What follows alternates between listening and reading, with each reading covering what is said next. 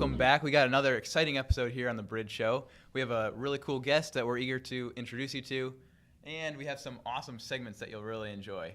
I'm Luke Buwalda. And I'm Franklin Elliott.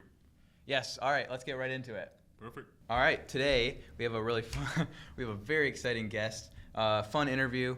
Frank, you want to introduce who we have here? Yes. He's balloon animal enthusiast. He's known as one of the wonders of the ancient world. He's such a good marketer that he invited us to our own podcast. Welcome, Mr. Rob Green. Hey, thank you. Thanks for inviting me. For sure, Yeah. Very glad you could come. So you work with the university here at Cornerstone. I do. I am the digital marketing technologist. Cool. Okay. So I'm basically the dedicated IT person for the marketing team. Oh, wow. So I do full stack development. I handle anything with a website. Yeah. A lot of integrations, analytics. I'll assist different people in the team with video editing, graphic design, templates, basically Wow. anything technical related to marketing. Oh, that's cool. So what got you to that point? Where'd you work before this? And then how'd you find this job? Actually, my background is actually in ministry, but computers had always been a hobby of mine growing up. Programmed my very first video games when I was in 6th grade using an old Atari computer. Wow, okay. And so everything was saved like on cassette tape. But so it had always kind of been a hobby. And my first job was actually, my first big job was actually youth pastor. Then I was a missionary in Istanbul, Turkey. And I know I worked for Probe Ministries for a while, but everywhere I went, the technical side kind of always ended up being a part of what I did. So I went to Turkey as a church planter. Was there for 1 week, and immediately they needed help. There were about 50. I was with the Baptist church. Yeah. So they had 50 plus families there with the finances were in need of help, and the computer system, security, all that was non-existent.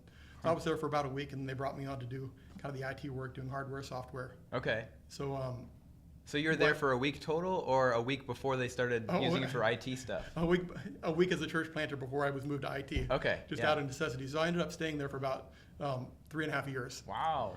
Yeah. And then what was a hobby became a real job. Yeah. Because you're not allowed to be a missionary in some of those countries. Okay. So it was a platform job, and then came back here, and that became my profession. Well, it's just really cool how God can work in these just wonderful, weird ways. Right, just make right. stuff happen for you.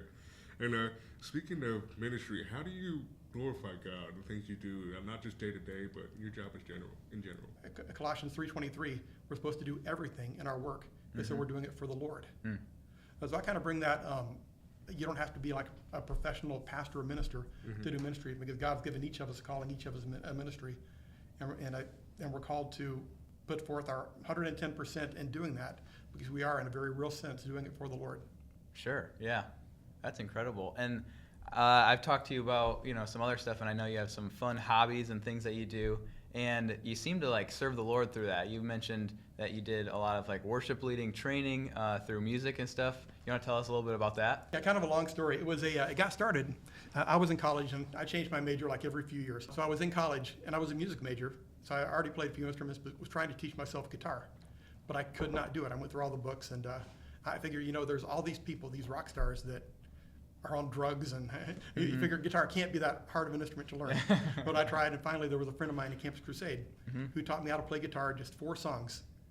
And then based on that, I was able to learn guitar, and I've taught over 200 people using that method, and he did it for free. So I'll teach people guitar for free. Wow. With the only thing they have to pay is they have to be willing to play on a worship team somewhere. Yeah. At some local church. Oh, okay. So anyway, so that got started when I was a youth pastor in Houston. I trained people to be worship teams, and then our worship team began training other churches and their worship teams as well. So Really? So it just keeps kind of growing. Exploded, yes. Wow. So the people that you taught are now teaching other people, and it's just wow, that's really cool. Just so on and so on. That's pretty neat. Yeah. So if you want to learn, if you're ever interested, you already play. really fun. You play bass, right? I do. I play bass guitar. Yeah, that's really cool. So how many instruments do you play? Everything but woodwinds. Oh my goodness. Wow. That's a lot. So too many to number. Right. Okay, that's cool. I played trombone for 4 years. No, great And instrument. I loved it a lot, yeah, because, I'm in love with jazz, as you can tell, we play jazz on the show sometimes, so. But, whenever you play instruments, of course, brass, in between the different kinds of, what is it called, I don't know where I'm going with this, it's just scrap that. I tried to switch between different brass instruments, and it's like a huge curve, and it's really weird because like half the brass plays bass clef, the other half plays treble. Right, right. It's especially if you want to go from like French horn to baritone or something like that. Yeah, baritone has same fingerings as trumpet, but different than French horn. Oh, really? It's same as trumpet. Right. Oh, okay, that's pretty neat. So which is confusing because I know a lot of French horn players switch to mellophone. I think mellophone has the same fingerings as a trumpet, not French horn. So That's pretty neat. they do have marching French horns too. Yeah, they do. They do. Well, that's interesting. So, other than music, what are some other just hobbies or things that you enjoy to do? I enjoy biking. Oh, really? I do. Although I'm originally from Texas, Yeah. so I'm used to biking all year round. And here it's sort of like we have 6 months of winter, Very so I seasonal. don't get nearly as much as I would like to do. Sure. Yeah. That's fun. And I see you on the scooters too, the electric Oh, scooters. right. Yeah, that's caused a lot of. I had 2 kids going. Well, my son Jack Green went here. He was on the praise team at Cornerstone, and he's doing the military thing right now. And my daughter wow. Emma was an RA. Yeah. So she had to step down from that. She's doing her internship this year. It's her senior year. Yeah. But she would get I'd be on the scooter, and a lot of people would think I was security or not know who I was. And then other people would give him a text saying, "Hey, I just saw your dad on the scooter go by." Oh, that's so fun. But it's great to have. Yeah. I put like over 500 miles on that thing. Really? Seriously, yep. No Wow. way. You But took it's so me on a quick. ride once. That was fun. Well, it's so handy going like to Wendy's.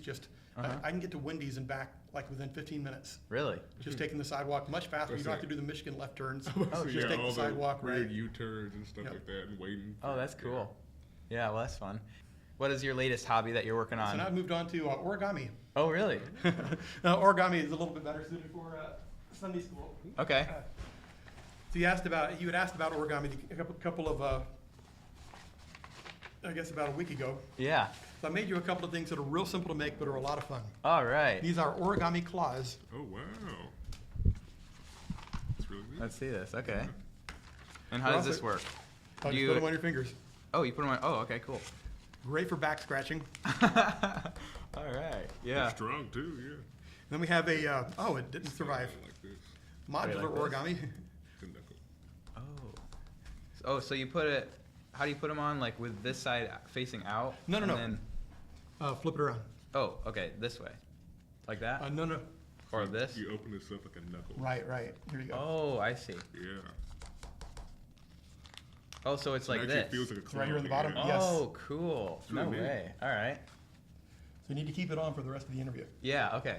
So is this like? Do you make it out of a full sheet of paper, or do you have to cut them to a certain size? No, full sheet of paper. Huh. No But way. it's great for Sunday school, getting people to like write scripture verses or Oh yeah. things like that. Oh, it's awesome. I remember the time when I was in middle school, and if you can make these, you were like the coolest kid, you know, because that was one of the things that I loved doing was origami, and the paper crane is phenomenal. It's one of my favorite things. Yeah, I learned this in second grade. These are a lot of fun. Oh, cool. And then That's of course you awesome. have the ninja throwing stars. Yeah. You seen this? I have not seen that one. They actually throw. Oh, cool. That was pretty good, yeah. Yeah, that's really It fun. glides so well. Right. And of course you've seen these. Oh, the balloon. You Yeah, blow it what's up. that Yeah, one? yeah. You make Christmas ornaments. Oh wow. Yeah. Does it go back, or is it like a one-time you just blow in? Well, it? no, I guess you could crush it down again, and No way. here you go. Oh, that's so cool. They make great water balloons as well. Oh yeah, I If, bet. Oh, here you have one more. Oh, nice. I got All all right. set. There we go. Here we have a star that turns into Oh, cool. a donut.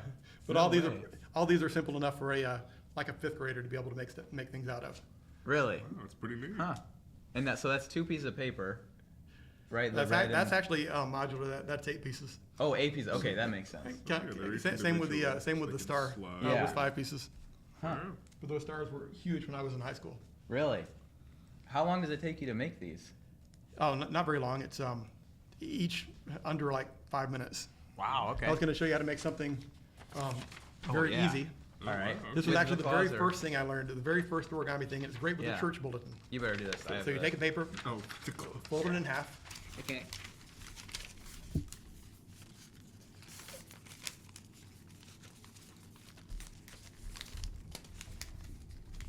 Right. then make it pointy at the top like a paper airplane. Got it. Oh, you making the clothes? Yep. That's awesome.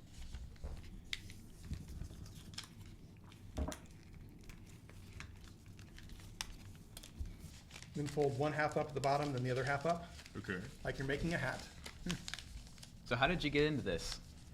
I just picked it up here and there. Really?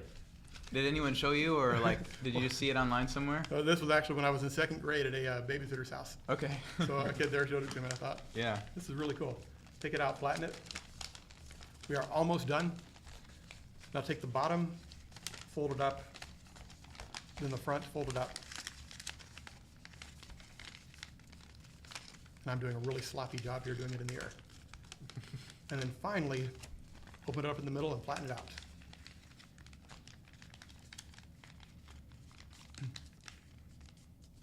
So then if you take the edges and pull it, it turns Okay. into a boat. Oh. So, yeah, I missed that step. And there's kind of a story behind it. But first, Oh. That's incredible. in addition to the boat, you can tuck this piece in right here, and you have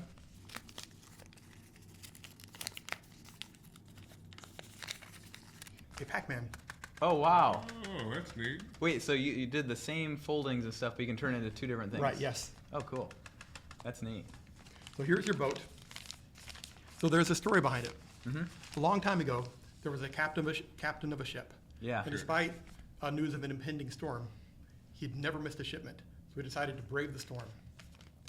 As he went out, the storm hit. And the ship struck a rock, breaking away part of the ship. Uh-huh. And it spun around, hit another rock, breaking away part of the ship. And then right before it sank, lightning struck the sail. So weeks later, they noticed the captain missing. So they searched and they searched. But after weeks of searching, all they could find was the captain's t-shirt. Oh, that's pretty good. That's pretty good. Wow. That's really fun. What's neat, I'm glad you've been fascinating us with your origami. Yeah, this is great. So before we started filming here, you mentioned you had a funny story with Quincer here in the couch. Well, I saw some of the very first episode of this podcast. Yeah. And it was talking about the furniture getting stolen from Quincer. Uh-huh. So I saw that and laughed because when I was helping Jack move into the dorm, into Quincer, people were moving in and asking for help. So someone asked me for help moving a couch. Yeah. So I'm like, sure, I'll help. So I went into a room, and we were actually moving a couch out of a room instead of into a room, but Okay. no big deal. Yeah. So we're moving the couch. We brought it outside, and then when we were done, my son Jack said, "You know, you just helped someone steal a couch." I'm like, "What?" So it ended up being the RA at the time, Levi Hinkle DeGroot? Hinkle DeGroot. Yes, Yeah. right. So I helped steal his couch. Wow, you stole Levi's By couch. accident. So That- you didn't know I had no clue at the You time. just thought you were moving furniture. Right. I didn't realize that was a thing, but apparently it's. So did the happens other every person year. helping you move the couch, did he know? No, it was a whole crew of people. Oh, Oh, so wow. they just No, got it was you like in a on crew it. of like 8 people, and we all had to decide on the couch. And you just thought you were moving furniture, not stealing a couch. I But thought they it was got you on board. Just a great spirit of helpfulness. Oh, that's pretty- funny. that's Yeah. pretty funny, yeah. That's so cool. So another thing that you mentioned was a shock box. You want to tell everybody what a shock box is? Oh, how do we even get onto that subject? Yeah, I don't even know. I guess was that something you mentioned that you did in Texas? Yes, I was at seminary there, and a friend of mine had taught me how to build a shock box. Yeah. Where it's great at Christmas time, where you can get foil wrapping paper. And keep in mind, foil wrapping paper doesn't necessarily look like foil wrapping paper. It could be like, can look like normal wrapping paper. Oh, okay.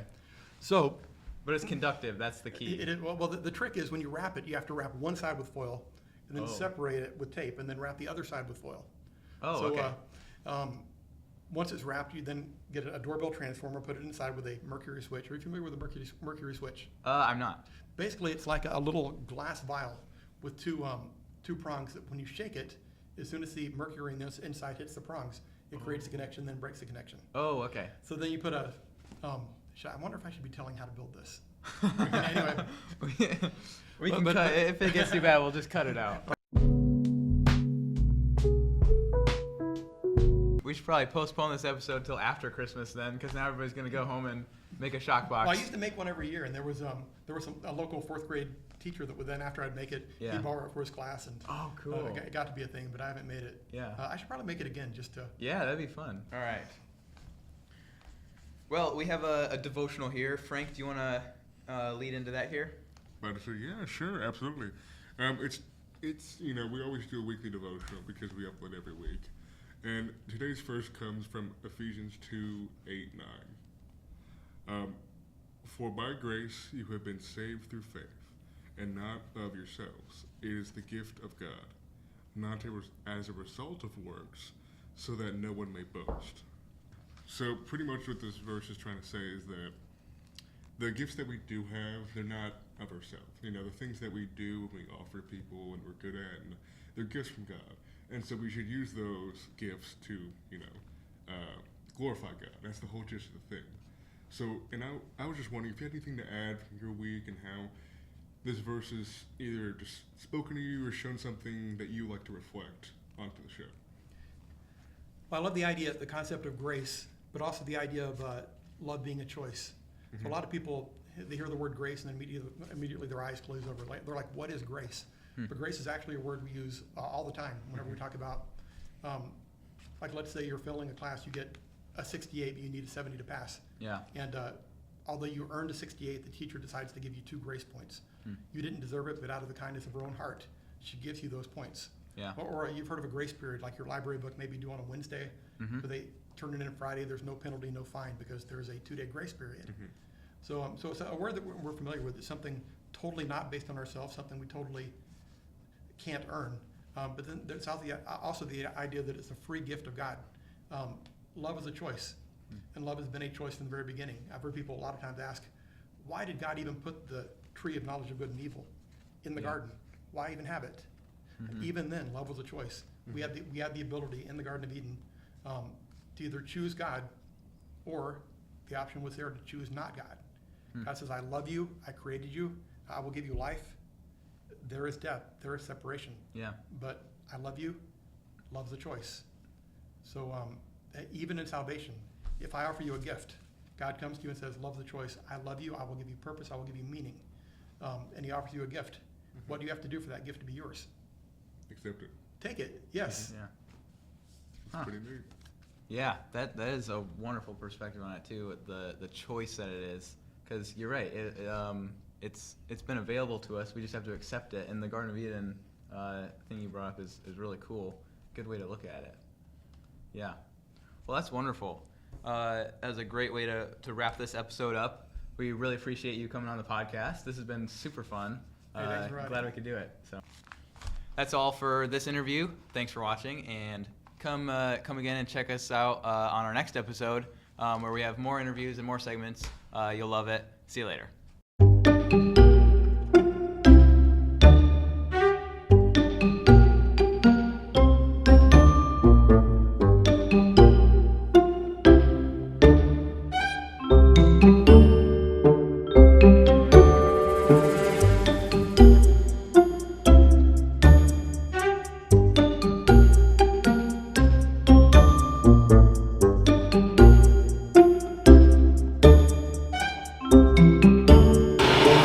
Game time.